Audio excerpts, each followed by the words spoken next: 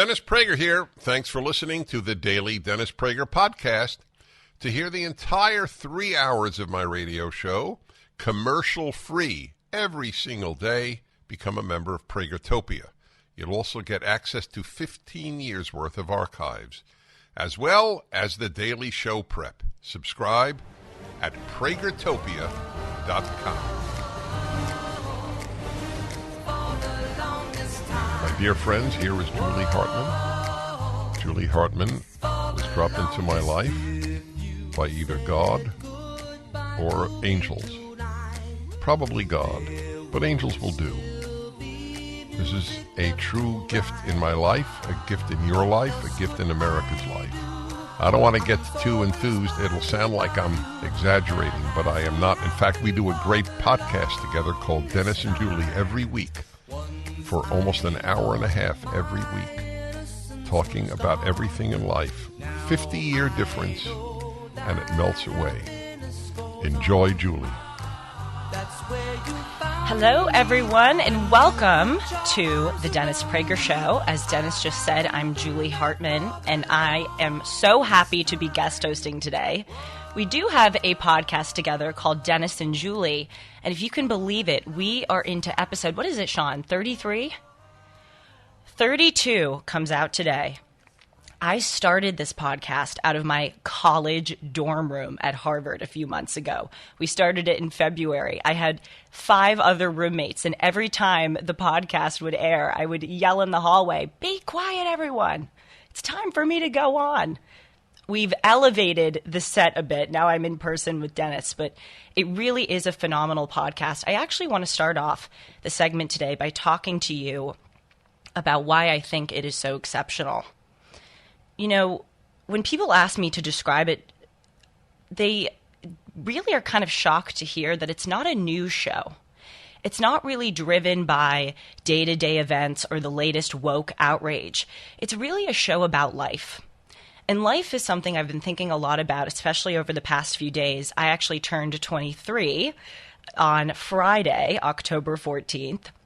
So those of you who knew me as the 22-year-old sit-in host now know of me as the 23-year-old sit-in host. I actually happen to share a birthday with President Eisenhower, my Salem colleague Charlie Kirk, and George Floyd, if you can believe that lineup of people. But I decided to make a decision on my 23rd birthday that I really would encourage a lot of people, especially my age, to consider making. And that is I deleted my personal Instagram. I am unfortunately contractually obligated to keep up a professional Instagram, and I sort of feel a little bit like the pot calling the kettle black by encouraging all of you to get off of social media when I still have to maintain a professional one. But we just live in this world where if I didn't maintain a professional Instagram, I really wouldn't be able to reach so many people. But I've decided that at least personally, I'm going to eliminate it.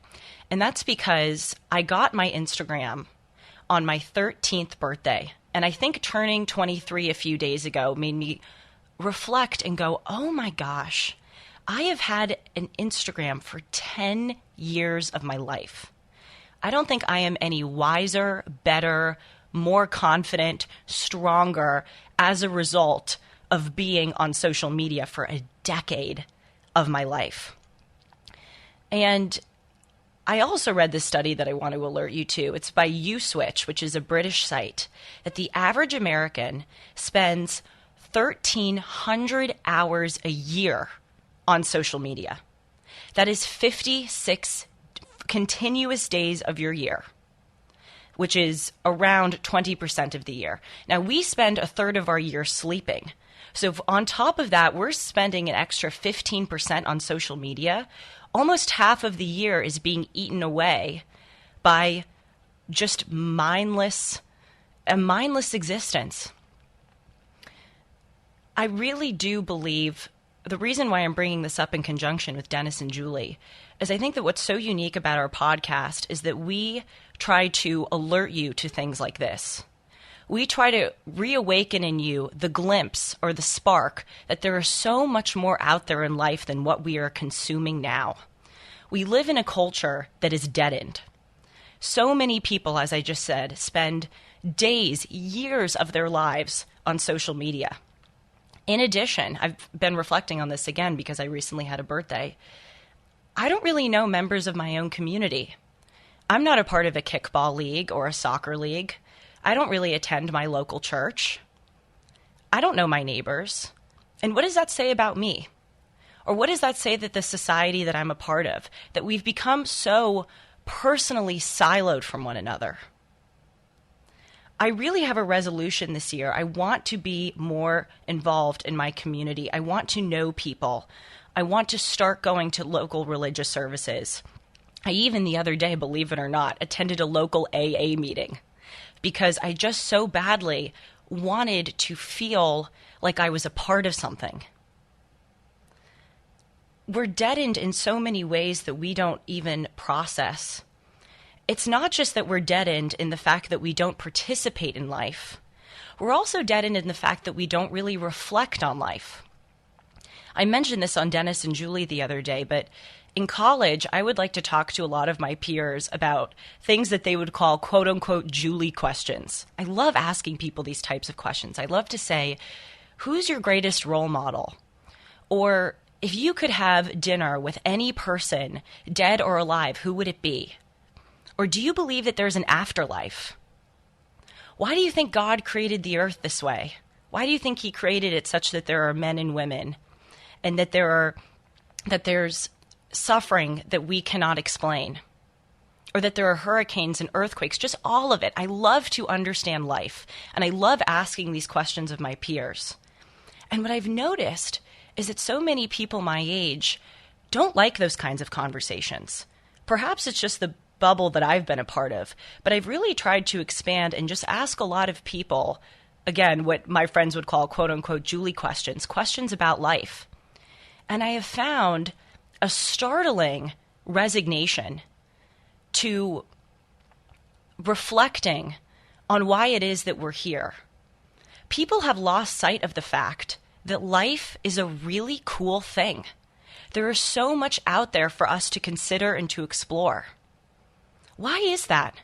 Why is it that we have become so deadened to these things? And so again, Dennis and Julie, we really try to awaken you to the fact that everyone is deadened.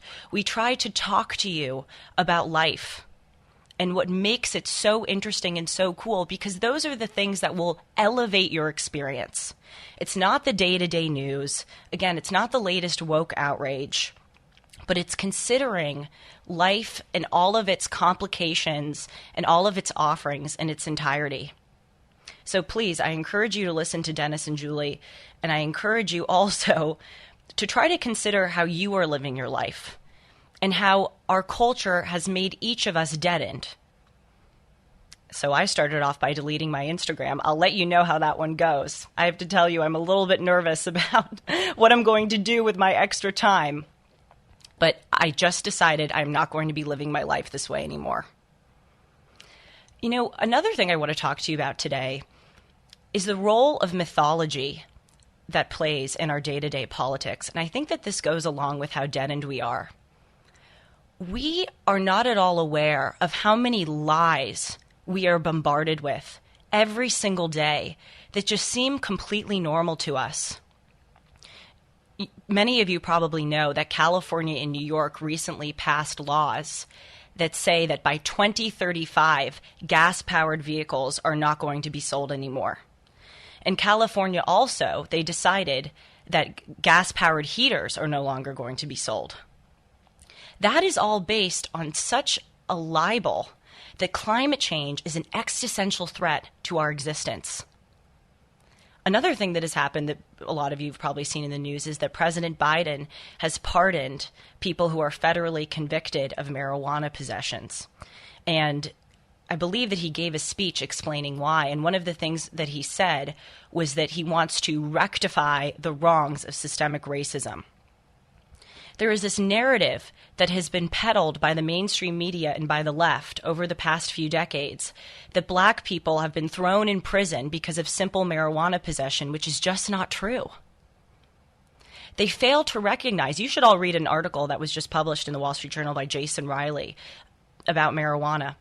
He says that actually the people that were mostly behind the push to increase sentencings for drugs in the 80s and 90s were the black caucuses in Congress.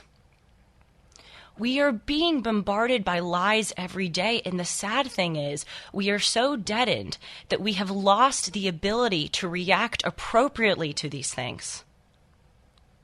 Again, what does that say about us? We have to consider how we are reacting, because who we are creates the fiber of this nation. And if each of us are deadened people, then unfortunately, we are a deadened nation. I'm Julie Hartman. We'll be back. The Dennis Prager Show, live from the Relief Factor Pain-Free Studio. I think you ought to know that I intend to hold you for the longest time. Whoa. The Fed is unstable. Interest rates could go up at any moment. If you're relocating and need to buy a new home or invest in real estate, get fully underwritten and approved with Andrew Del Rey and Todd Avakian at Sierra Pacific Mortgage before you make an offer. Their fast-track approval process will allow you to compete with cash offers, whether you're buying today, tomorrow, or a year from now. Even though housing prices are stabilizing or coming down, economic uncertainty, supply chain issues, and limited construction means the real estate market is limited and competitive. Go to andrewandtodd.com. That's andrewandtodd.com right now. Get fully approved today and have confidence so that when you're ready to buy, you'll have the money ready to go. Don't wait. Go to andrewandtodd.com. Lock in today's still historically low rates. Go to andrewandtodd.com. That's andrewandtodd.com. Hello, everyone. Welcome back to the Dennis Prager Show. I'm Julie Hartman, 23-year-old guest host today. As I mentioned in the last segment, I co-host a podcast with Dennis Prager, which is Dennis and Julie, you can find on YouTube, Apple, and Spotify. And it is very exciting that I will be announcing right now that I am going to be launching a show of my own called Timeless with Julie Hartman. Actually, as I sit here on Dennis's set, I am looking straight behind me, straight in behind the camera in front of me at my own set, which will be the set of my own show, again, coming out in 2 weeks. So please look out for that. And you can find out more about me and my work with Dennis and the work on my own at julie-hartman.com. You know, last night, I was watching TV, which I rarely do, but there was a commercial that came up for the company Instacart, which is a food delivery service. And they recently have announced that they are making Lizzo their new ambassador for Instacart. Now, for those of you who do not know who Lizzo is, she is a singer. She's a rap pop artist, very popular among people my age, and she's quite obese. And that is not an improper thing for me to be telling you, because she loves the fact that she is obese. She talks all of the time about the fact that she's obese. She wears it on her sleeve as a point of pride. And she has been on a crusade in the past few years to upend, that's one of the left's favorite words, upend the idea that being thinner is healthier for you. She says all of the time that health magazines, for instance, are fat phobic because they are encouraging a image of thin, specifically women, that is detrimental to people's perceptions of their bodies.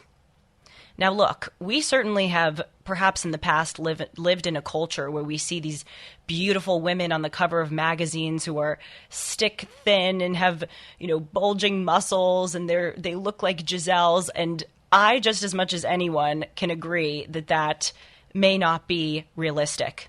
But to go so far in the other direction as to say that it is unhealthy and that we should be putting fat people on the cover of health magazines because not doing so is fat phobic is just against science. I said that very deliberately. It's just against science because the left loves to talk about science, science, science. Trust the science, follow the science, obey the science. Well, just about any scientist will tell you that being obese is extremely bad for your health. And this made me think, watching that commercial, So again, it's Instacart, which is this food delivery service. They've made Lizzo their ambassador. And there's this commercial of Lizzo sitting in a bathtub, and she's ordering on the app potato chips, ice cream, burgers, all of these unhealthy foods. And then there's that, logo, Instacart, buy whatever you want. And I was thinking, if you are a young person sitting and watching this is why the left is so attractive to people. The left is so attractive to people because it tells you that you can essentially do and believe whatever you want as long as it's in accordance with your truth. It made me reflect that one of the main things that the left does is it normalizes pathologies. All of us human beings, and this is something that I have really learned thanks to Dennis's Torah commentaries and the way that he talks about human nature. By the way, shameless plug for Deuteronomy, which I believe came out last week. It's Dennis's third Torah commentary. I haven't read it, but I've read the previous two, and if it's anything like the previous two, it's exceptional, so please order it. But what Dennis's Torah commentary has taught me is that human beings have malignant inclinations. We all have urges to do things that are not healthy. All of us want to sit on the couch and eat junk food. Many of us would... Sean is pumping his fist in the air. I love it. We should really get a camera on Sean one of these days. Everyone wants to sit on the couch and eat junk food. Everyone has an inclination towards chaos. Think about the protests that we saw in the summer of 2020. People running into the street, throwing things in the air. People even in those protests took off their clothes. We have an impulse towards anarchy within us.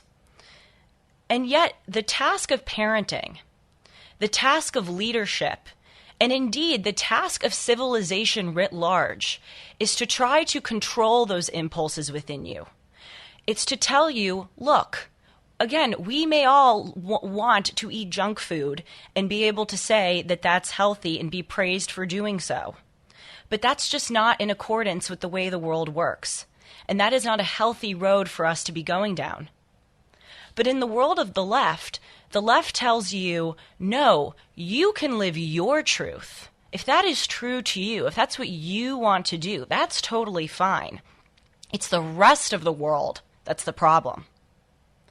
This is a very Rousseauian idea. Rousseau was a Genevan philosopher, as I'm sure many of you know, in the 18th century.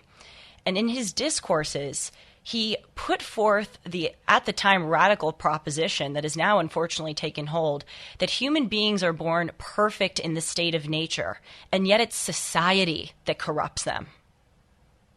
That is essentially the thesis statement of the Democratic Party and of the left.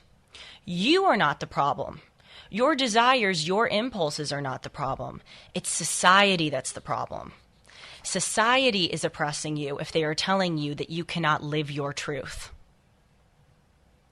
But what they don't understand, and what they don't tell people my age, and it is so detrimental, is that there is no such thing as your truth or my truth.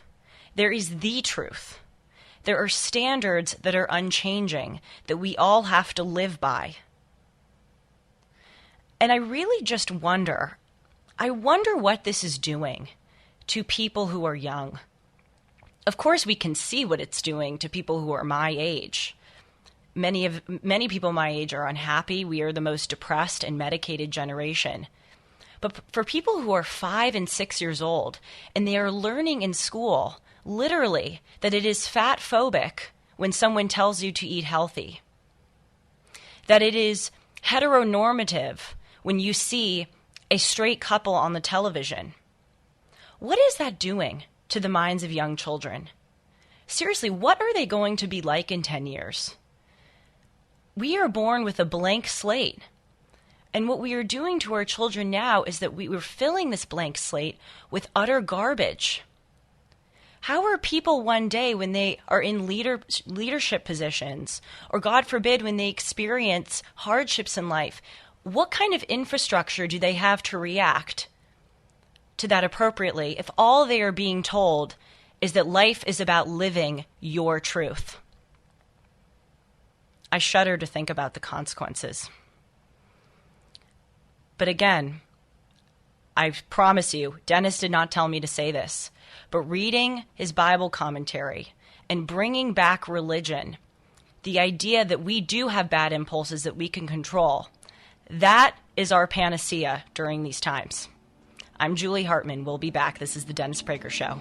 The Dennis Prager Show. Illegal drug trafficking has turned our southern border into a war zone, a war that no one wants to talk about, so that's why I urge you to see Border Battle, the new 6-part limited documentary series from Turning Point USA that exposes the sheer evil and inhumanity of drug cartels and the illegal drug trade. How the drug fentanyl, the cartel Jalisco New Generation, and the Sinaloa cartel have created the worst overdose death crisis in American history. We've never seen this before in the history of our country. Hear directly from Drug and Border Patrol agents about the horrific conditions along the border and what life is really like on the front lines. Watch Border Battle now. Download the full 6-part documentary series at salemnow.com. Use the promo code Prager to get 20% off. That's salemnow.com. Don't forget to use the promo code Prager for 20% off. Hello, everyone. Julie Hartman here. Welcome back to the Dennis Prager Show. One of the things that we conservatives have been reporting on a lot recently is the very sad fact that the medical profession has gone up in flames. The last time I guest hosted for Dennis, I had the brilliant Heather McDonald on. She wrote an article in the City Journal entitled The Corruption of Medicine, where she talked about the crazy woke reforms that are happening across the board in medical schools and in the medical profession writ large. To give one of the many horrible examples, they've changed the MCAT now. They've changed a quarter of the questions specifically on the MCAT to not be about medicine or about science, but to be about social issues, because supposedly that is equitable.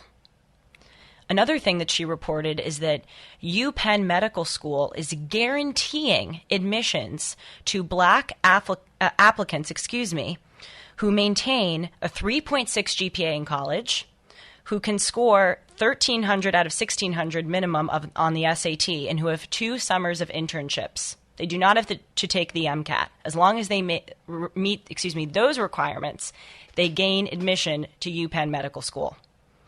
So here's another story that fits into Heather McDonald's thesis that the medical profession is going up in flames.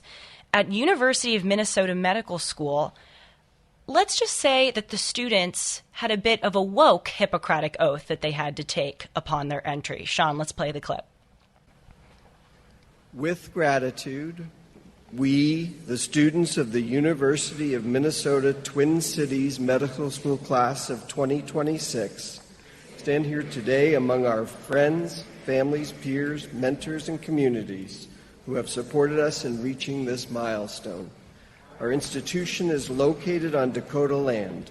Today, many indigenous people throughout the state, including Dakota and Ojibwe, call the Twin Cities home. We also recognize this acknowledgement is not enough. We commit to uprooting the legacy and perpetuation of structural violence deeply embedded within the healthcare system.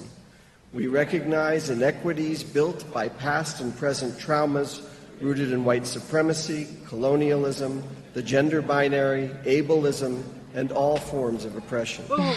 As we enter this profession with opportunity for growth, we commit to promoting a culture of anti-racism, listening and amplifying voices for positive change. We pledge to honor all indigenous ways of healing that have been historically marginalized by Western medicine. Knowing that health is intimately connected to our environment, we commit to healing our planet and communities. We vow to embrace our role as community members and strive to embody cultural humility.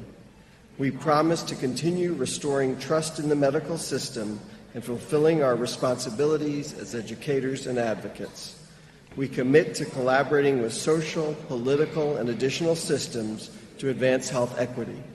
We will learn from the scientific innovations made before us and pledge to advance and share this knowledge with peers and neighbors. Look, I'm not going to waste your time by telling you how absurd this is. If you don't know how absurd this is, you should probably turn off the show and go listen to something else. But what I do want to point out to you, I opened this hour by talking about how deadened we are as a culture. And there was a part of me that wondered, was that too much? Was that just too dreary to open the first hour of a national radio show with?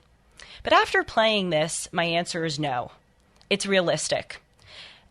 This, above all else, proves how deadened we are. Did you hear that maudlin, defeatist, monotone resuscitation that those students had? Honestly, that to me is more scary than the content of what they're reciting. It's the way that they were reciting it and the fact that they even were agreeing to recite it. We, the University of Minnesota medical school students, pledge to allegiance to the woke flag. I mean, it's so deadened. Yes, we're all individuals. You're all different. Yes, we're all different. Is that from you, Minnesota? That's apparently from Life of Brian, Monty Python. Sean, I'm 23 years old. Did you not hear that it was my birthday a few days ago? Okay, apparently it was a good drop for those of you who understand what Monty Python was. I have no idea what Monty Python is. Maybe, but again, what I'm trying to indicate to you here, that this is very creepy. And this is actually a form of humiliation, I really believe, them reciting this. It shows the power that this woke cabal has, that they can make you recite something that you don't believe. That is an act, again, of humiliation, and they are trying to show the power that they have over you. I'm going to go learn what Monty Python is. We'll be back. History repeats itself, and we're seeing that play out with inflation. When Jimmy Carter took office in the late 70s, gold sold for $140 an ounce. By 1980, the price of gold topped out at $870 an ounce. If today's market performs like it did when Carter was in office, the price of gold could skyrocket from $1,800 an ounce to $9,300 an ounce. This is Dennis Prager for AmFed Coin and Bullion. Don't miss out on a great opportunity to purchase precious metals while the prices are still stable. If history repeats itself, we'll see a run on gold, silver, and platinum that will certainly drive up prices. Be smart and buy now, as I am. At AmFed, you're dealing with specialists who provide you with personalized attention, honest information, and sound advice. You'll never be pressured into buying outrageously priced so-called collectible coins or anything that you don't need. Take advantage of today's prices. AmFed Coin and Bullion, 800-221-7694. AmericanFederal.com, AmericanFederal.com. Hello, everyone. Julie Hartman here. In the last segment, I played for you a truly disturbing clip of University of Minnesota medical students reciting a woke Pledge of Allegiance about how they pledge that they will try to upend racism and colonialism and honor indigenous ways of healing. Honestly, I couldn't comprehend most of what they were saying. But I want to finish off on this commentary because there's something really important here that I want to highlight to you. I ended the last segment by saying that this was an act of humiliation. I tried to picture myself being one of those medical school students reading this garbage. And again, I realized if you look at that video and you look into the audience, I can promise you that 90% of those people reading that know that it is BS. And yet they still read it. And their maudlin tone, the way that they recite it, it shows that they don't really believe it. And I think that really is an act of coercion. It's an act from a powerful, woke cabal of people at the top who are intentionally trying to humiliate you. They know that it's BS. They know that the people who are reciting the woke Pledge of Allegiance know that it's BS. And yet they are still making them do it to substantiate their own power. I love reading about history, as many of you know. In the third hour today, I'm going to be doing a history hour on Russia and China. But recently, I was reading a book about the Vietnam War, and there was a fascinating story about this man named Jeremiah Denton. Some of you may have heard of him. I had never heard of him. He was a U.S. Senator from Alabama, but he also served in the Vietnam War prior to serving in Congress. And he, unfortunately, was kidnapped and thrown into Vietnamese prison. And there was a video of him that the Vietnamese put out where they made him recite a bunch of these, lies, that he was being treated well in prison, that he had adequate food and clothing. And what's so interesting about the video, I read this in a book and then I watched the video, is that he was blinking in the video in Morse code torture. He was trying to send a message to his fellow naval officers who were watching the video and seeing him in Vietnamese prison. So even though he was reciting what the Vietnamese were making him recite, he was blinking in Morse code torture. Now, I'm not trying to suggest that being a student at Minnesota Medical School is comparable to being a prisoner of war during the time of the Vietnam War. But what I'm trying to highlight for you here is an element of coercion. Just in the same way that the Vietnamese made Jeremiah Denton recite something that he didn't believe in order to show their power over him, that again is what this woke cabal is trying to do. And I just want to encourage you all to be aware of that. Look, I say all the time, I know what an extraordinarily privileged position I'm in to be able to do this job. I get paid to espouse my values. A lot of people, if they espouse their values, they would get fired from their jobs. They would get thrown off of their social media accounts. They would lose relationships with friends and family members. But there is so much humiliation and coercion nowadays that people are forced to just swallow in their schools and in the workforce. And I really want to encourage you to be aware of it and to try in any way possible, even in the smallest way, to resist it. If you're that Minnesota Medical School student, maybe just stay silent and don't recite it. Or even better, don't attend the ceremony. Don't even lend your physical presence there. A, that's what's good for the country. We have to resist this in a small way to benefit our country. But B, just to preserve your own dignity. Don't let them exercise that amount of power over you. Okay, we're going to take a call. Let's go to Jacob from Wisconsin. Hello, Jacob. Thanks for calling in. Julia, you're very welcome. How are you? I'm well, thanks. You sound like a very dignified and loyal and intelligent young woman. So thank you. Thank you very much. You're very welcome. So what I wanted to say is that I'm 41 years old now, but I've been all around the world in the service, like 26, 27 different countries. And I was a police officer for a while, about 4 years in a major U.S. city. And I think what people don't really realize is I even see this with my own family, relatives.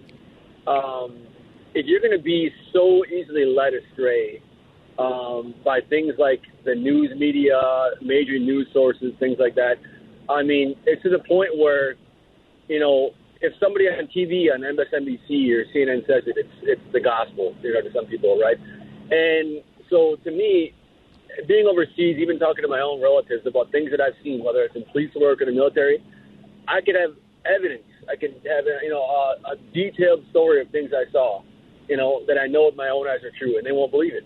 Right. So what I'm saying is like a lot of, when you talk about the deadening of society, the deadening of people's, maybe like values and morals and the way they think too. And now people like this Lizzo that are, promoting this obesity and all that stuff.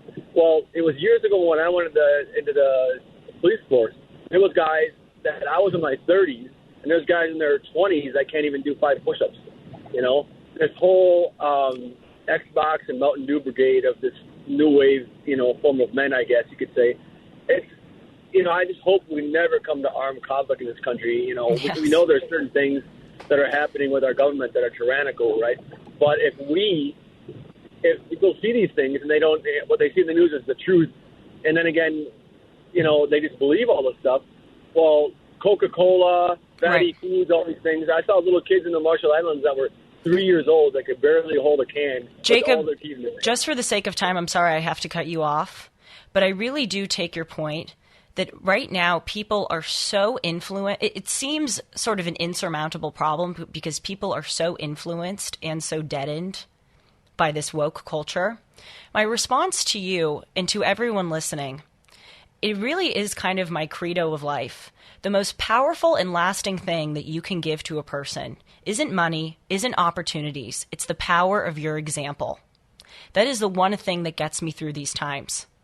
If you set a good example of someone who is rational, of someone who resists this stuff, people will notice. That is our one small way that we can combat this. We'll be back. Most of us know that being online means that everything we do is under constant surveillance, whether it's big tech companies creating detailed profiles of our personal lives or government agencies scanning our emails even when we haven't done anything wrong. Our privacy has never been more at risk. How can we make sure our personal information stays private? The first thing is to switch to a secure email service such as Start Mail, which keeps emails safe. Every email can be encrypted or protected with a password, which means no one can read, scan, or sell your private information without your consent. When you delete an email, it's gone forever. Another thing I like about Start Mail is that you can generate unlimited disposable email addresses, so I never have to give out my real email anymore. Switching to Start Mail is simple. Your emails and contacts are transferred in a few clicks. Sign up with Start Mail today and you'll get 50% off your first year. Go to startmail.com/Prager.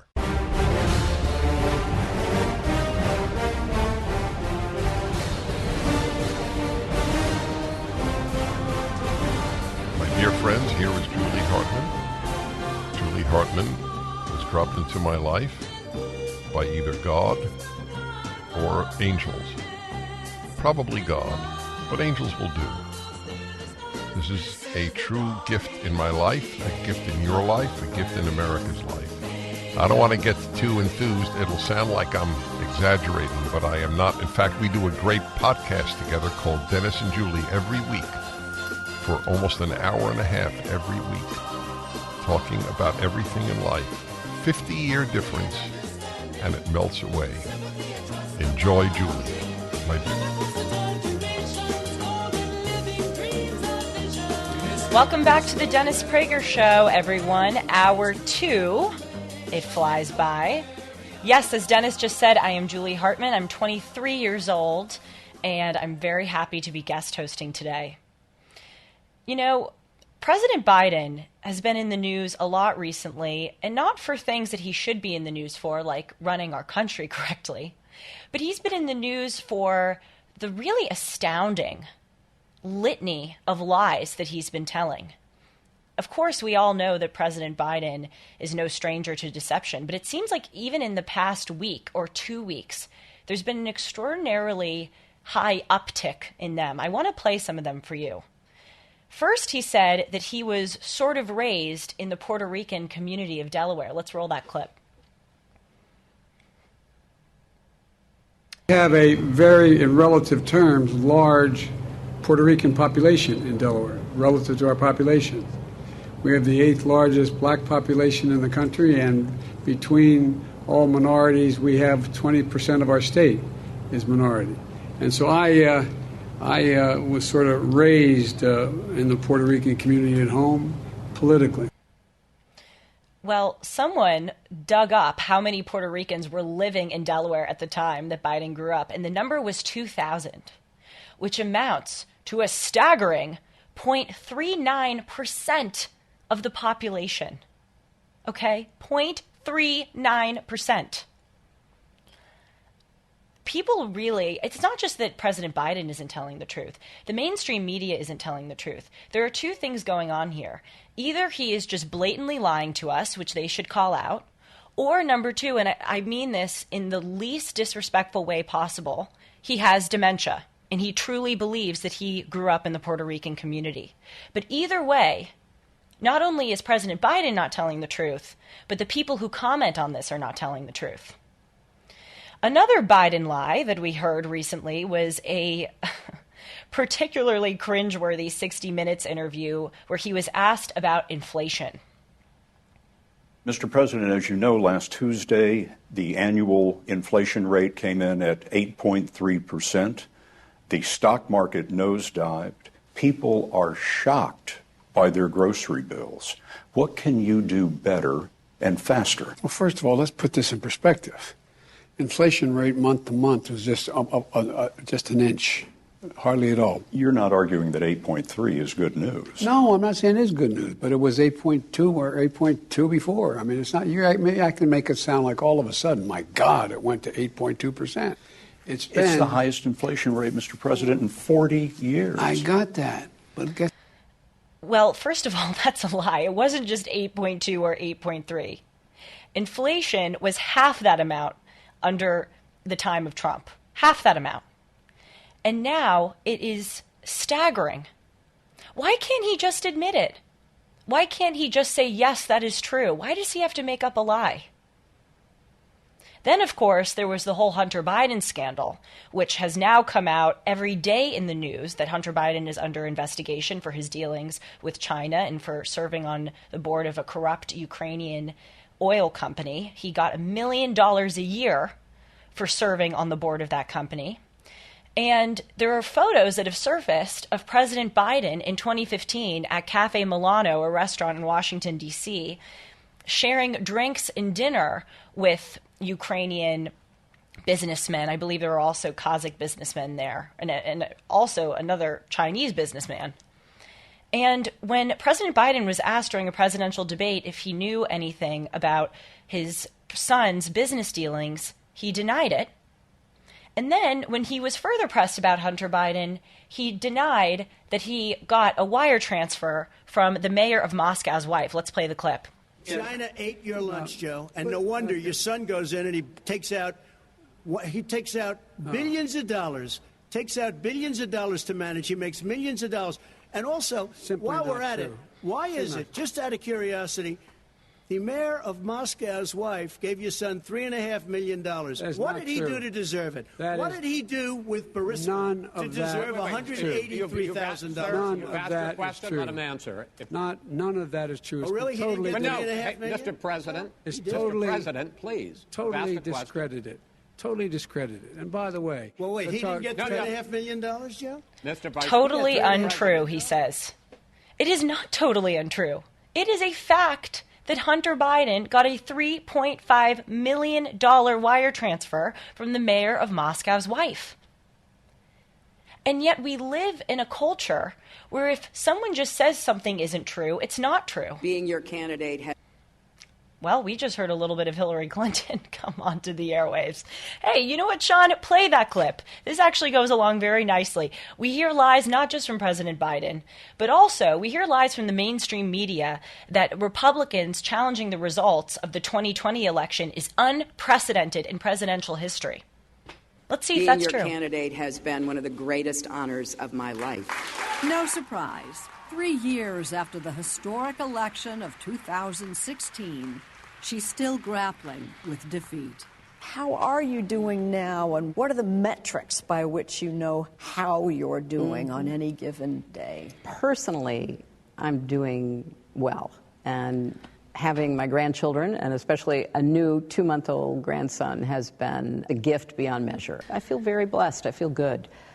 But I can't deny that a big part of me cares deeply about what's happening in the country, and what I fear is the damage that's being done to our future, the damage being done to our values, our institutions, and try to think of ways that I can help those who are on the front lines of the fight. Well, later in this clip, she talks about how she believes that the election was stolen, which is something that she has said many times. So it's very interesting that she says that she feels that our values and our institutions are under attack, when she hired a law firm to hire a British spy, Christopher Steele, to find, of course, in blinking quotation marks, damning information on President Trump colluding with Russia, which, of course, was totally debunked in the Mueller report.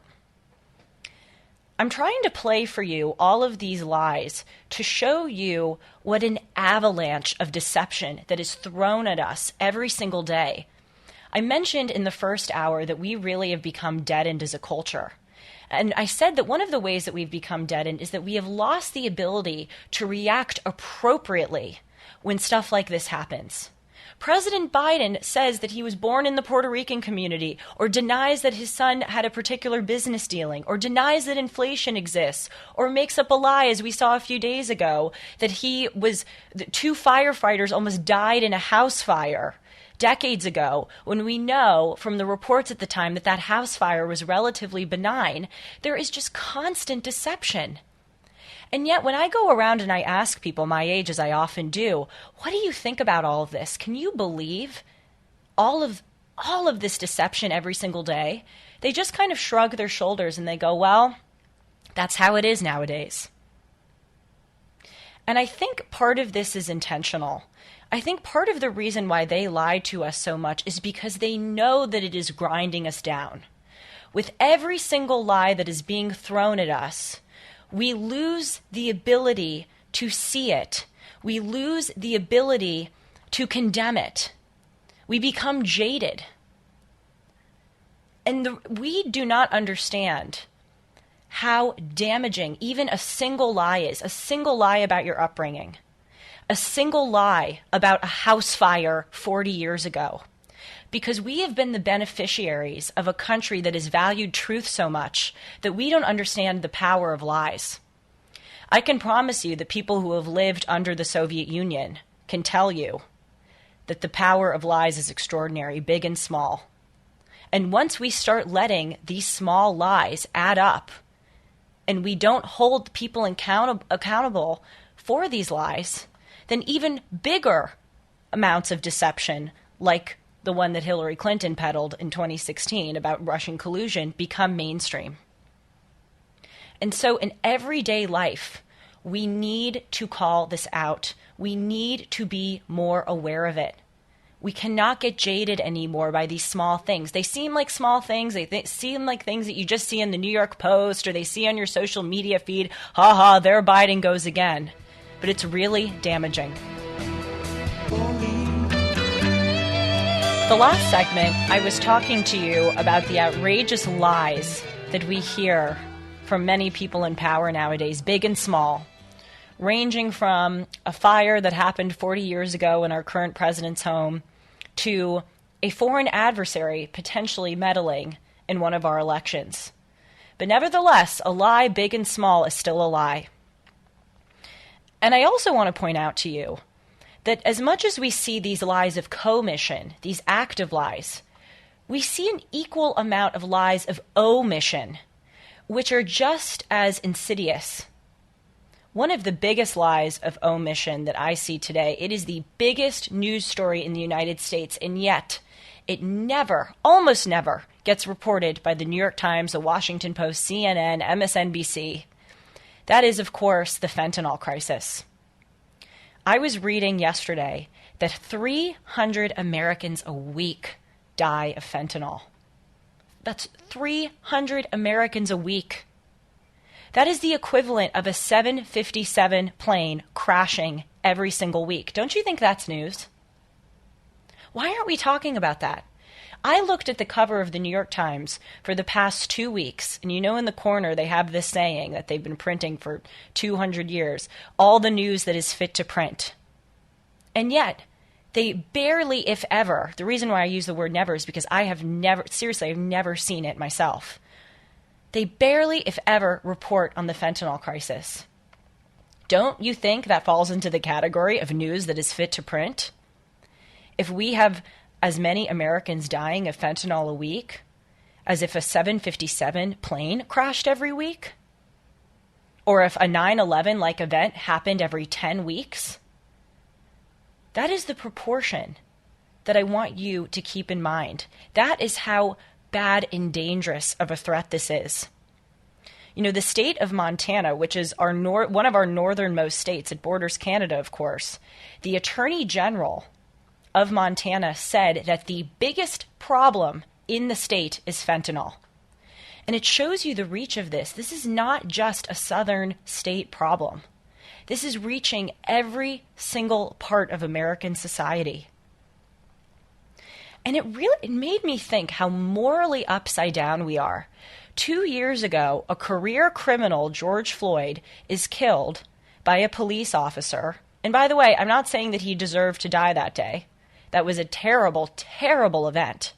But a career criminal dies, and the country goes up in flames. Millions and millions. I think there are estimates that 26 million Americans protested for BLM that summer. There were riots and looting. 25 people died because of the rioting. Businesses changed their ways of operating. Hundreds of millions of dollars were donated to Black Lives Matter. Laws were changed. We see in New York City that there's no cash bail. That is a result of the summer of 2020. This idea that we have a carceral state, that we have to uproot systemic racism in the police force and in the prison system. My point is, when one person died, and again, I am not saying that that person deserved to die, but when one person died, the country radically changed, and they were outraged. And yet 300 Americans are dying every single week, and there's a yawn. Why is that? And the thing that is really, really upsetting is, the people at the New York Times know that there's a fentanyl crisis. The people in the White House know that there's a fentanyl crisis. Have any of us ever heard President Biden or Vice President Kamala Harris or Nancy Pelosi or any of the Democrats talk about fentanyl?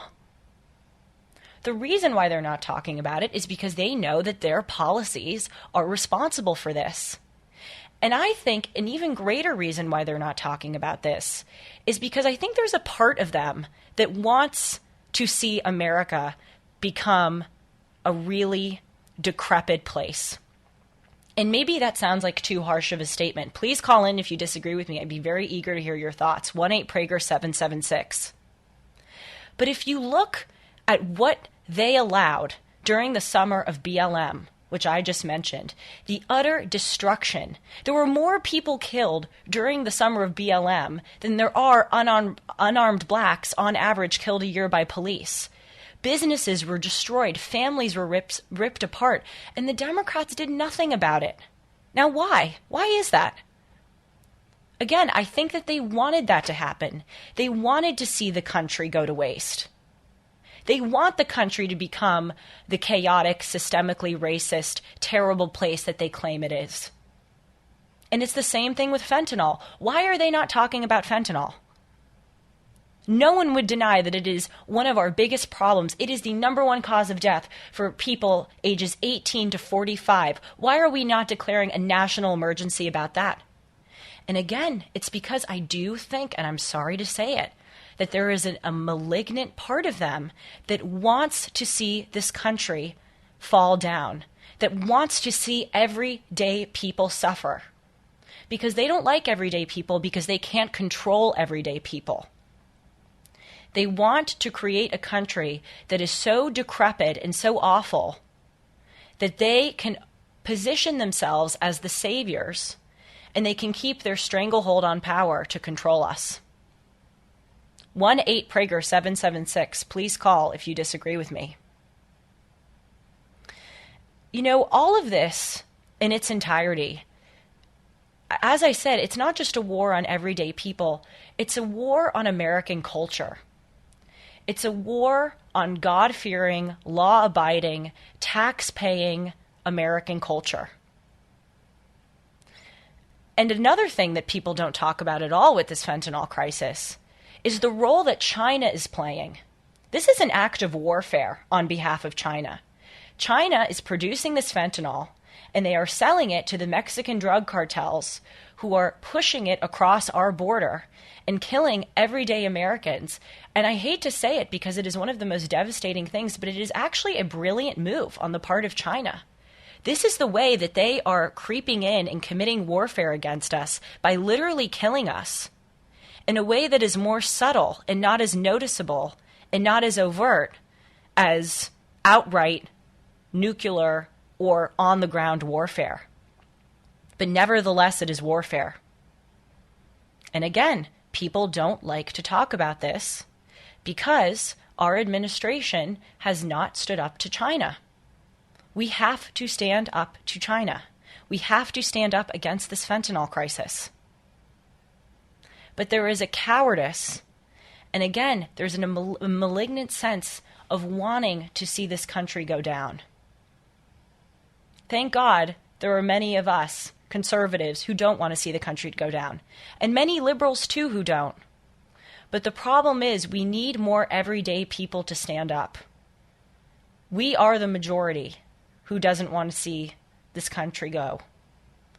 But what we are allowing to happen is a very small, powerful cabal of people to take over and allow it to go down. I hope to encourage you all to stand up because literally our lives depend on it. I'll be back. I'm Julie Hartman. The Dennis Prager Show. Hello, everyone. Welcome to the Dennis Prager Show. This is hour 2 of the show when I'm talking about the power and presence of lies in our daily life today in America. We have a caller, David from Los Angeles. It looks like he may have a qualm with me, so I'm very eager to talk with you. Hi, David. Thanks for calling. Hi. I noticed in all your talking about lies big and small, you didn't bring up Trump's lie about the election being stolen, which has been disproven time and time again, recount after recount, lawsuit after lawsuit, and yet now people are running on it. Trump is still spouting off about it, and it's still kind of crippling our election system. You know, I'm really glad that I thought that was a kind of glaring omission. Well, thank you for calling about that. I'm really glad that you mentioned that because I actually wanted to talk about this idea that the election being stolen is a big lie. I would half agree with you and half disagree with you. I read this book by Molly Hemingway called Rigged, and it really changed the way that I thought of the 2020 election. Now, one of the things that Molly Hemingway writes is that Trump and his attorney, Rudy Giuliani, way over-exaggerated the amount of voter fraud and also just pointed to really bad, unsubstantiated examples of improprieties, when actually there were a lot of things that happened in the 2020 election that were really not kosher. One of them being that Mark Zuckerberg donated $450 million to privatize election procedures. Now, David, if you're still on the line, I want to ask you, do you think that that constitutes rigging an election? Having a tech tycoon donate $400 million to privatize election procedures? But, ma'am, that's not the topic at hand. The topic at hand is he said the election was stolen, and he said there was voter fraud. That is a blatant lie that has been proven false over and over again. So, I mean, to say they blew it out of proportion, that's nothing compared to what they actually did and continue to do. You can deflect to Zuckerberg, but the topic at hand is the lie that the election was stolen. No, it's really not. David, with all due respect, I'm not trying to deflect. Look, I think that Trump, I'm agreeing with you partially. I think that Trump way over-exaggerated and at times did lie about what happened in the 2020 election. I am not, wait, please let me finish. I am not saying that I affirmatively know that the election was stolen. I don't. However, I cannot ignore the reason why I say I partially agree with Trump. What Trump should have said is the election was severely rigged. And I point to that Zuckerberg donating $450 million to privatize election procedures. That, to me, constitutes rigging an election. Another example is how I'll let you talk. Just let me say this one thing. I'm sorry. Forgive me, David. I really do want to hear your response. But this other thing I'm saying is important. Twitter and Facebook suppressed the Hunter Biden story. They completely took it off of the internet. In fact, the New York Post, who broke the story, their account was suspended on Twitter. Again, I want to ask you, I agree with you that it was too far to say the election was stolen. But now I'm asking you, do you agree that these examples that I just brought up are evidence that the election was rigged? Or that there were severe improprieties? Do you acknowledge that those are severe improprieties? That's a different topic altogether. I know, but I'm bringing up this topic, David. David, with all due, David, I would like forgive me. I want you to answer this question because I'm agreeing. I answered your question. Now I'd like you to answer mine. Do you acknowledge that those are severe improprieties? To have a damning story about the president's son who has ties to our foreign adversaries and had corrupt dealings with our foreign adversaries, to have that story suppressed before the election, do you agree that that's an impropriety? Do you condemn that? The president's son wasn't running for president. But right, but President Biden had dealings with these people too, according to the Hunter Biden laptop story. There's massive financial, not fraud, but shenanigans in our election system. So if you want to talk about Mark Zuckerberg, we should talk about all of the dark and shady money that floods into With all due respect, David, there has never been anything. There has never been anything comparable to what Mark Zuckerberg did in the 2020 election. I am not saying that the election was it legal? No, of course it wasn't legal. How is it? How is it allowed? How is it allowed to be legal? What they did. All the investigations and lawsuits into that? Well, I have the same question for you. They have conveniently not happened. I would love for there to be investigation into that. The reason why it was allowed to happen is because they snuck it in through COVID procedures. Mark Zuckerberg said that he was donating this money to help mail-in balloting because of the harm of COVID. But instead, it was given to Democratic nonprofits to count the ballots. Do you recognize that that is an impropriety? We have 10 seconds. If it was that egregious, where's all the Republican-led investigations into it in Republican? Trust me, we're talking about it. We'll be back. Thank you for your call, David.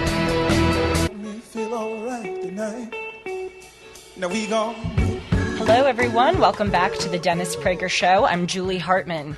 I just had a phone call with a gentleman named David from Los Angeles. I want to thank David for calling. I really enjoy having conversations like the one we just had. If you didn't hear it, you should go back and listen to a recording of it. So what David raised to me is, I started off this hour talking about the prevalence of lies and Hillary Clinton in 2016 pushing the Russian collusion hoax and saying that the election was stolen from her, President Biden lying about growing up in a Puerto Rican community, about a house fire, about the lack of inflation. And he said to me, well, why aren't you bringing up the big lie that the 2020 election was stolen? And my response to him was that I do think that Trump really did not handle that well. What he should have done is pointed out the vast amount of proven improprieties that happened in the 2020 election, such as what I just mentioned to David, $450 million that Mark Zuckerberg donated to privatize election procedures, the Hunter Biden story being suppressed by big tech and the mainstream media, and also the fact that Democrats blocked Republicans from viewing the counting of ballots in Michigan and Pennsylvania. Those are severe improprieties, which really do indicate that the election was at the very least rigged. And what I wish I had said to David, and David, I hope you're listening to this, what I wish I had said to you is that, look, there is no doubt that President Trump has lied throughout his presidency. And even at times, he lied about the 2020 election. Again, I don't think he was lying about how overall there were some really severe wrongdoings, but he pointed out evidence that didn't have a lot of backing when he should have just honestly talked about what Molly Hemingway brilliantly reported in her book, Rigged. But the difference is that when President Trump has lied, God knows he has been called out for it. I remember when he said that he had one of the biggest crowds at his 2016 inauguration, or his 2017 inauguration, the mainstream media for days was trying to discount him. Whenever President Trump would say a falsehood, he would be held accountable for it. And you know what? He should be. But the disparity that I want to point out is that when the Democrats lie, which they do every single day, again, about issues big and small, every single day, there is a yawn from the mainstream media. There is a yawn from Democratic supporters. I will fully acknowledge when my side lies. I will fully acknowledge when my side is wrong. And why are we not seeing the same accountability? Why is it not on the cover of these newspapers that President Biden denied in the 60 Minutes interview the severity of inflation? That is what I am trying to point out. And so, David, I hope that you hear that. And again, thank you for calling. And any of you, please call if you disagree with me. I love calls where people disagree with me. 1-8-PRAGER-776. I want to move on to a story that has been in the news. And, you know, I got to tell you, when I guest host, sometimes I feel like every single segment I'm telling you really bad news. And unfortunately, that is true. But this is really important stuff that needs to be on our radar. On March 17th, 2023, Canada will roll out a law that allows doctors to provide assisted suicide to the psychiatrically ill. That's right. If you have a mental illness in Canada and you meet certain criteria, I'll tell you what those criteria are. They're really not very thorough. You can have a doctor help you in assisted suicide. Now, this medically assisted suicide first became legal in Canada in 2016, and first it was reserved for those who had terminal cancer. And then in 2021, they amended the law to include non-terminal physical conditions such as chronic pain. Okay, so that's, I mean, first of all, you can question, I happen to think that no medically assisted suicide should be allowed for this very reason, because it starts off with something that may seem under certain circumstances, justifiable, like a terminal cancer. And then, you know, they allow more leeway, and then all of a sudden it extends to people who have chronic pain or other illnesses. And then now it's people who have any kind of mental illness who can get medically assisted suicide. Now, as I mentioned, there are certain criteria that I have to tell you about. First of all, there need to be 2 doctors that sign off on it. The patient, needs to prove that he or she has an illness that cannot be cured or remediated. And the patient also has to be found to be, quote unquote, competent to make the decision to end their own life.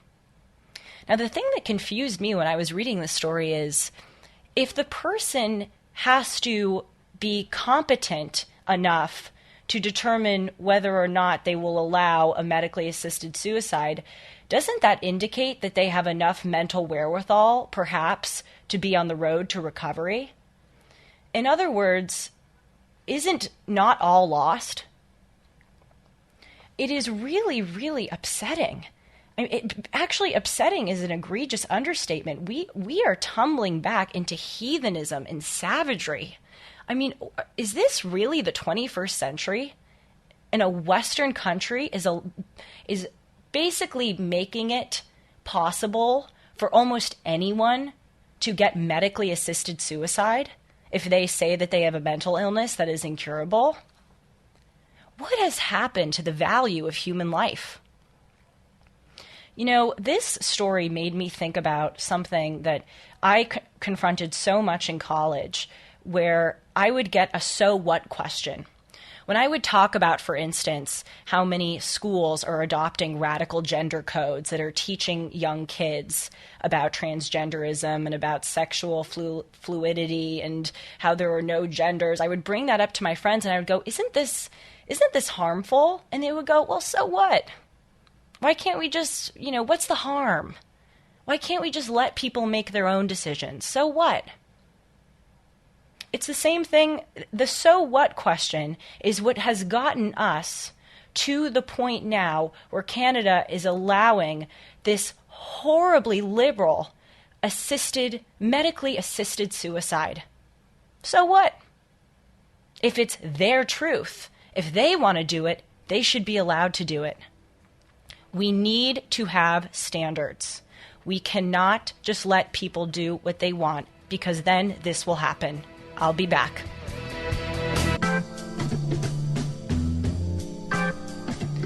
Welcome back to the Dennis Prager Show. I'm Julie Hartman. Let's take a call from Pastor Larry in Chicago. Hi, Pastor Larry in Chicago. Hi, how are you? I'm well, thanks. Thank you for calling. Thank you for taking my call. First of all, I want to commend Dennis Prager when he was interviewed on the Young Turks. Oh, yes. He represented quite well. I was very impressed. And I was sharing with your the person that took my question that I am 3 years a conservative, having been a Democrat for most of my life and all of my life. And I'm 68 years old now. I had conservative views as a Democrat when it came to pro-life and marriage and all of that, and it wasn't just based on a religious standpoint, which had weighed heavily, but also just from a human standpoint, just logically, these things didn't make sense. Pastor Larry, I'm sorry, we're running out of time. I see that you write here that you are now disappointed. Can you just quickly tell me why? Again, I'm so sorry to rush you. I'm disappointed because you acknowledge the lie. Larry, Pastor Larry, I'm so sorry. I will pick you up at the beginning of the next hour. Thank you for calling. I'm sorry that I have to cut this short. We'll be back.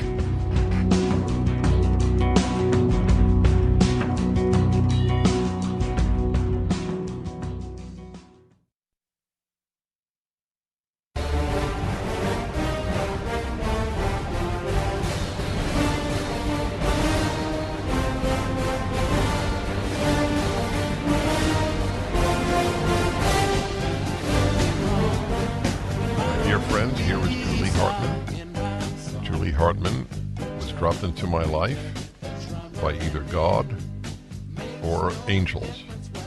Probably God, but angels will do. This is a true gift in my life, a gift in your life, a gift in America's life. I don't want to get too enthused. It'll sound like I'm exaggerating, but I am not. In fact, we do a great podcast together called Dennis and Julie every week for almost an hour and a half every week, talking about everything in life. 50-year difference, and it melts away. Enjoy, Julie. Welcome back, everyone, to the Dennis Prager Show. I'm Julie Hartman, 23 years old, recent college graduate, and I'm working for the Salem Media Network as an on-air host. It's a dream job, and I am very happy to be with you today. Thank you for listening. Now, those of you who have listened to me before know that I am a self-proclaimed history nerd. I love history because I believe that history holds all of our answers. And I'm going to do this hour on a difference between Russia and China. I want to compare our two principal adversaries and talk about why I believe one of those countries is ascending on the world stage and one of them is descending on the world stage. But first, I made a promise, and I'm the kind of girl that keeps her promises. The last segment of last hour, we had Pastor Larry from Chicago call in, and I had to abruptly cut him off for commercial break. I'm sorry, it's kind of the name of the game here, Pastor Larry, but I want to give you the time to speak. Thank you for holding on.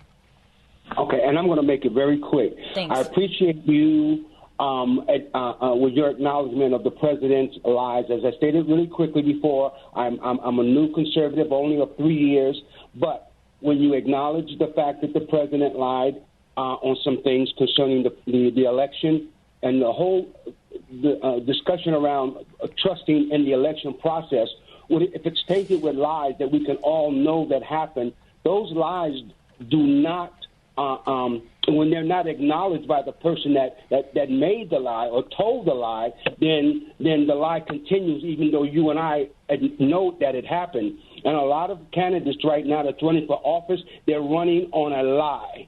And so if they're running on a lie that we know is a lie, then that, for me, it takes my trust out of the political process if those that are responsible for it. And honestly, and I'm done with this, if it wasn't for the lie, many of the candidates that's running right now would have nothing to run on. And I want to leave it at that. So, Pastor Larry, I just want to confirm, are you talking about conservatives? Because here I see that you say that you're disappointed, for those listeners who are confused, on the call screen that there's a little bit of a synopsis. And it says that you're a newly conservative who's disappointed. Are you disappointed in the Republicans specifically? I'm disappointed in the party and how the party's responding to the very thing we're talking about, running and making argument and continuing dialogue that's based, a lot of it based on lies, and it's spreading. You know, there's a saying in the Bible that a little leaven leavens the whole loaf, and that's what it seems to be to me like right now in the Republican Party. I had great respect when I came over But now, because I try to be a man of morals, and I teach my children not to lie, and I teach my children not to follow people that tell lies. So you're talking about the election. I'm sorry to interrupt. I just really want to confirm. You're talking about specifically the big lie, quote unquote, about the 2020 election. Exactly, and the elections that are taking place now that are basing their platforms on that lie that it was stolen. And the exaggeration, as that's where you put it was exaggerated by the president and Giuliani. But everybody, all of the candidates now that's running for office, they're basing on a large part their candidacy and the office that they're running for because they say the election was stolen. When the fact, I'm still waiting on absolute proof. That's all I need. I'm still waiting on absolute truth. Well, Pastor Larry, I just want to cut in, and I'm so sorry to interrupt you, but just for the sake of time, I want to cut in. Look, I would love absolute proof too, either way, because I want to put this all to rest. But the problem is, unless we go back and recount every single vote and do it in a way that we can confirm is completely legitimate, we are not going to have absolute proof. And so where I may disagree with you is, although, as I said in the last hour, I do think that Trump mishandled talking about the 2020 election. He focused on evidence that didn't have a lot of backing. He over-exaggerated on some things. I don't think his underlying point about the improprieties, in the election was wrong. And the people who are running today, which the left calls election deniers, to my knowledge, are trying to talk about these improprieties. I mentioned Mark Zuckerberg donating $450 million to privatize election campaigns. I talked about the role that big tech plays in suppressing stories like the Hunter Biden story. I'm also talking about how many of the Democrats in the 2020 election prevented Republicans from watching ballot counting. Many cities also are trying and have successfully gotten rid of signature requirements on ballots. There's this whole push by the left that's trying to get rid of voter ID because supposedly voter ID is racist. So I would just humbly ask you to reconsider. I don't think a lot of these people writ large are lying. Perhaps there are things that they say that are exaggerated, and perhaps some of them are indeed lying. But the overall point that the way that we have run our elections in 2020 is really damaging and wrong, I don't think that is incorrect. And I would just ask you to reconsider that. I would reconsider it, but when we have people that are close to the president that says that the president, from the beginning, was not going to accept the results even before the election started, and wanted and declared victory even before the majority of the votes were counted. Again, that stands to me for a lie, and I just believe. I want to follow and be a part of a group that, and I know nothing's going to be perfect. Don't get me wrong. I know that. Right. I know that. That's why I left the other party, just for something I thought would be better. But there's lying on that side and there's lying on this side. I'm just concerned about the future of our country and the future of what has made us a great country. And I just don't think we can ever be a great country if we lie. Well, I totally agree, and that was the theme of the last hour. Thank you for calling, Pastor Larry. I really appreciate it, and God bless you. Okay, before we move on from this, I do want to say, look, I am not particularly enthralled with many elements of the Republican Party right now. Pastor Larry is totally right that both sides lie. However, if I had to do a tally and if I had to look at the amount of lies being espoused, I would say that overwhelmingly it's coming from one side. I spoke in the first hour, I wish I had spent more time on it, of not just the way that individuals lie, but how so much of the policies that are peddled by the left in it of themselves are lies. I talked about climate change, for instance. I talked about how California and New York have passed laws that are going to completely get rid of the selling of gas-powered vehicles by 2035. California is trying to, actually successfully implemented, getting rid of gas-powered water heaters by 2035. I'm not saying that climate change itself is a lie. Certainly climate change is real. But the fact that it poses an existential threat to our country that requires such draconian change, that is a lie. Another lie is that the police are systemically racist. And we see the way the policy has been changed as a result of that. Now there is no cash bail in New York City. All of the major cities' police departments were defunded. My point is, again, I'm not trying to condone the lies on the left or the right. Each of them should be held accountable. But when I go to my ballot, I am voting against a party, i.e. the Democratic Party, that I believe every single day is basing their policy positions on mythologies and lies. As Tom Sowell says, he's one of my greatest heroes. There are no solutions in life. There are just trade-offs. When I go to vote, I may not be particularly enthralled with the Republican candidate that I see on the ballot.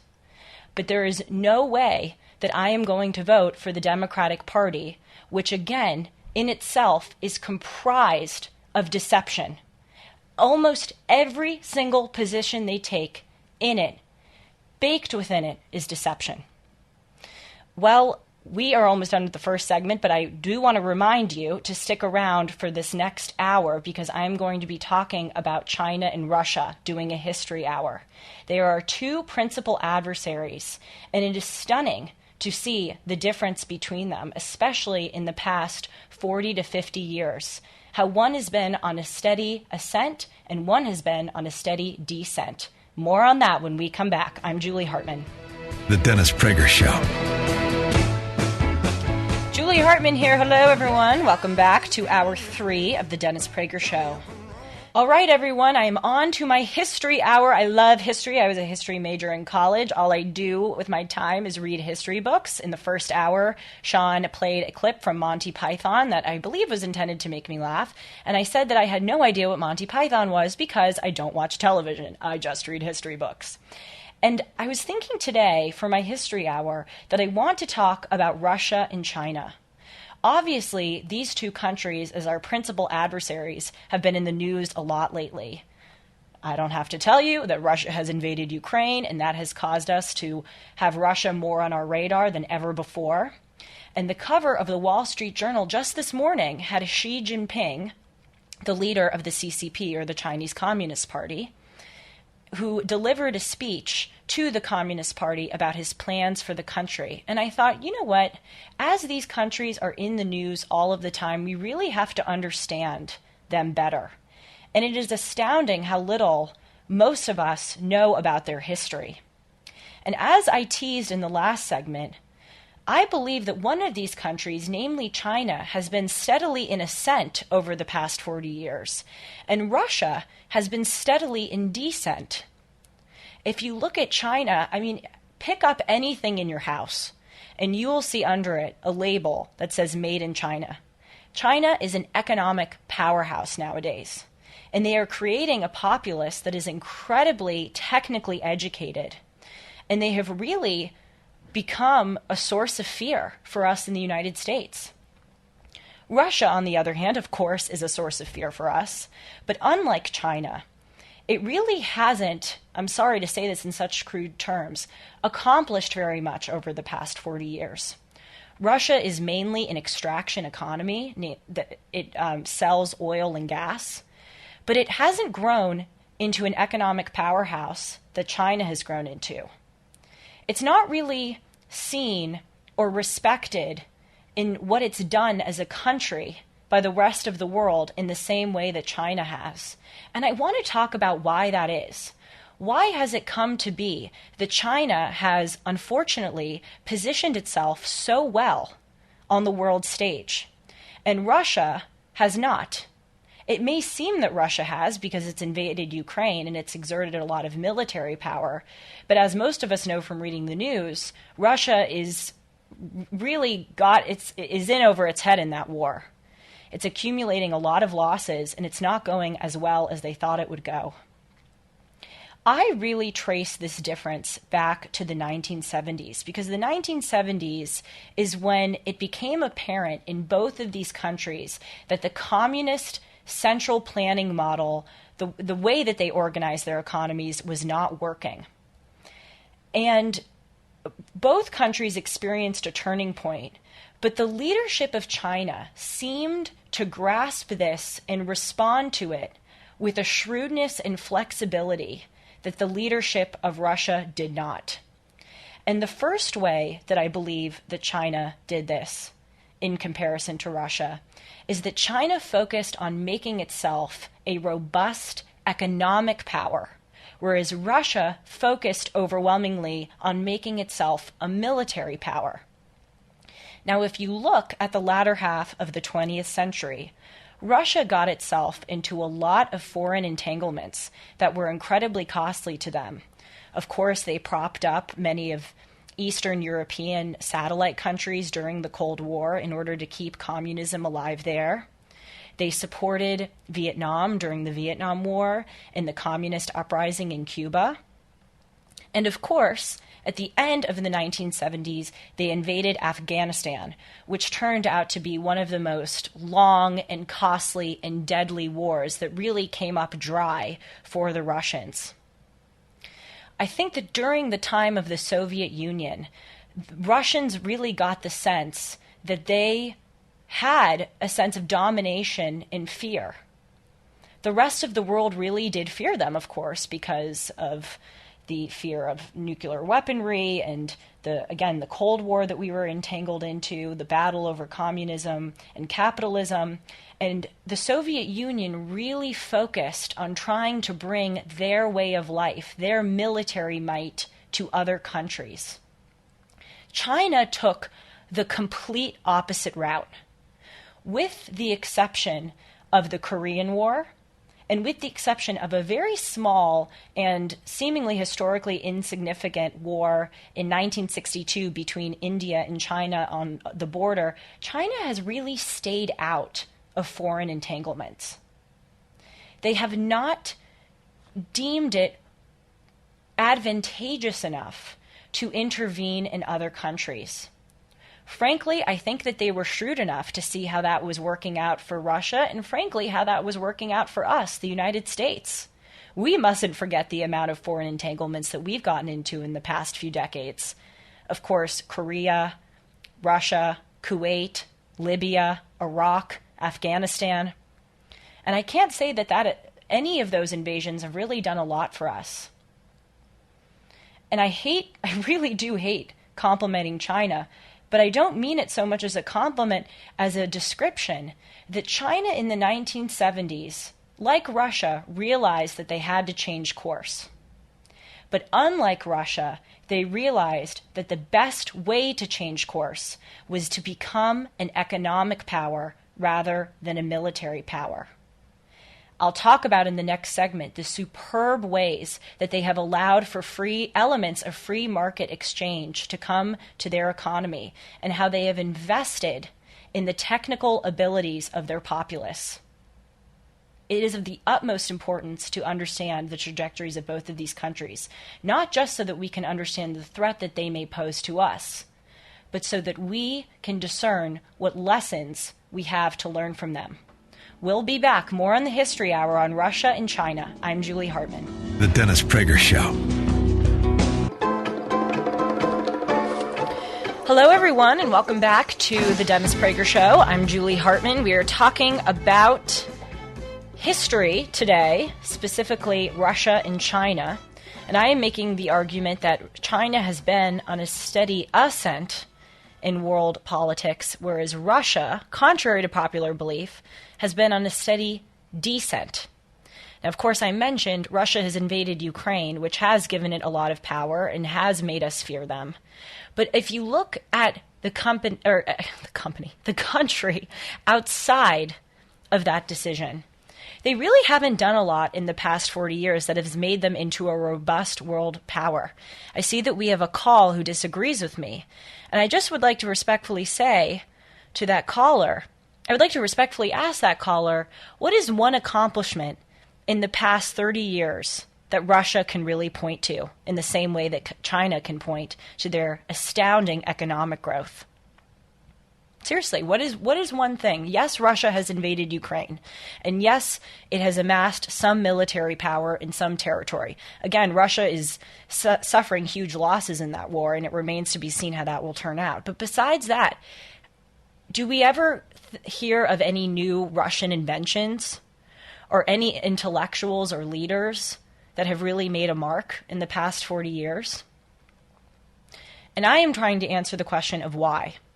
Why there is so much of a disparity between Russia and China in this regard. In the previous segment, I talked about how China has shrewdly focused on economic power, whereas Russia has more so focused on military power. And I think the verdict is in that all of the foreign entanglements has only weakened Russia. It's really, first of all, financially weakened Russia, and it's weakened it on a world scale. Whereas China's focus on making itself into a great economic power has led to a massive expansion in industry.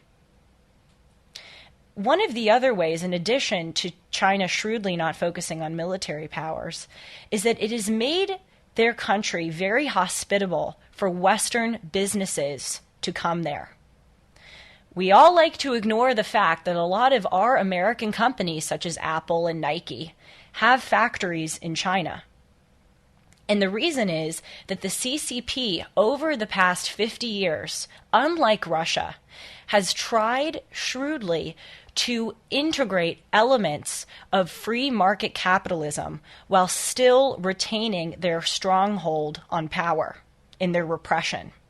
It's very interesting that as China has become more economically democratic or liberal, that it hasn't become politically more democratic or liberal.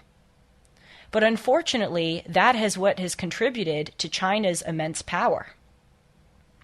They treat Westerners very well. That is the reason why so many companies want to go there. The CCP honors contracts with Western companies, and they make companies like Apple feel secure in their investments. The CCP has really embraced the idea of a global value chain. This is the idea that we should have manufacturing be broken up across national lines. You can have some products made in China, some made in the United States, and there are these supply chains. And China has shrewdly, again, seen that they can, if they allow their country to be a hospitable place for these industries, then their sectors will thrive because, of course, they get a cut when Western industries come and have factories in their country. Now, this has not been the same in Russia. Russia, over the past 40 or 50 years, in some ways has allowed for free market exchange. As I mentioned, it's an extraction economy that sells oil and gas. But unlike China, it has not at all been hospitable to Western industry.